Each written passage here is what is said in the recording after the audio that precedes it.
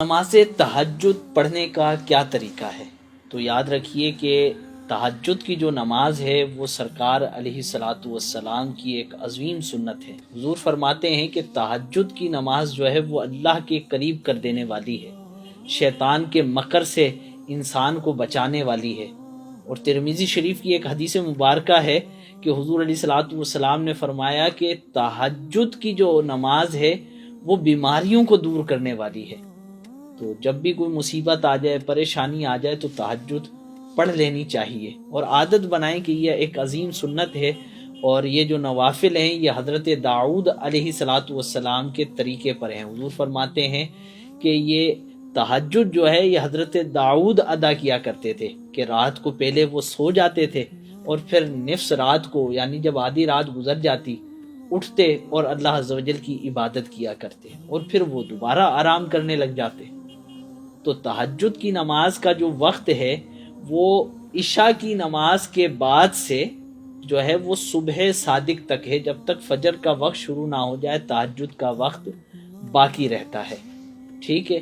لیکن اس کے اندر ایک چیز ضروری ہے، وہ ہے کہ عشاء کی نماز کے بعد کچھ دیر سو جانا، یعنی کہ ایک اونگ بھی آ جائے کسی کو تو پھر وہ تہجد پڑھ سکتا ہے۔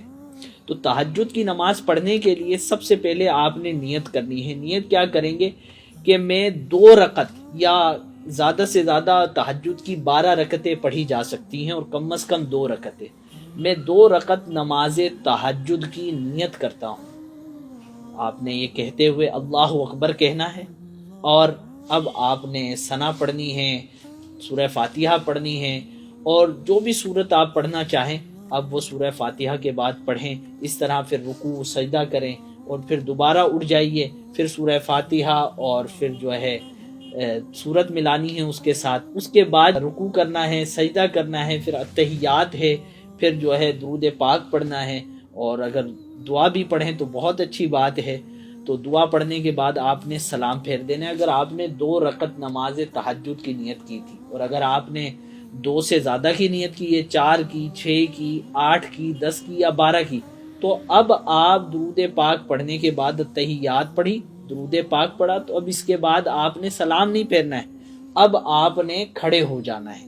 تو پھر ثنا، پھر سارا یہی طریقہ، پھر اپنی 2 رکعتیں آپ پورا کریں گے اتحیات درود پاک کے بعد، پھر دوبارہ کھڑے ہو جائیں گے۔ اگر آپ کی نیت جس حساب سے، اس حساب سے اپنی آپ اس نماز کو کمپلیٹ کریں گے، یعنی کہ ہر دفعہ 2 رکعت کے بعد آپ کو ثنا بھی پڑھنی ہے، اور ہر 2 رکعت جب کمپلیٹ کر رہے ہیں آپ اتحیات کے بعد درود پاک بھی آپ نے پڑھنا ہے۔